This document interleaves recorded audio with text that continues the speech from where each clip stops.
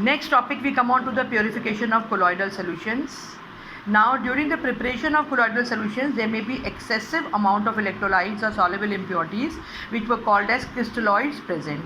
So, purification means reducing of these crystalloids. It is a process of reducing the amount of soluble impurities to the required minimum amount. You have just seen in peptidization, small amount of electrolyte is required. If that small amount of electrolyte is not there, that means the colloid will precipitate into a suspension. So this process is called as purification. Now there are several ways of purification. The first one is dialysis. It is the process of removing the dissolved substance from the colloid solution by means of diffusion through a suitable membrane. So this is the process. Again, remember that in these processes there are two things asked.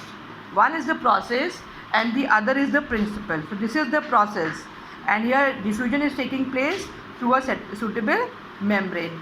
And what is being diffused? The principle is the impurities, which are crystalloids. They can pass through the animal membrane or the cellophane paper or the parchment paper, but the colloids particle cannot. There is a figure 5.9 in your book, you can see it. The impure colloid is kept in a dialyzer which is having a suitable membrane, maybe a animal membrane or a cellophane paper, and the crystalloids, they are continuously coming out into the water. You can see here, this is the diagram here. This is the dialyzer, this is the dialyzing membrane. Now you can see there is a continuous intake of water and the water is coming out. Why this is done? So again, this is a very important question asked, because the crystalloids which are coming out, they get deposited around the dialyzer.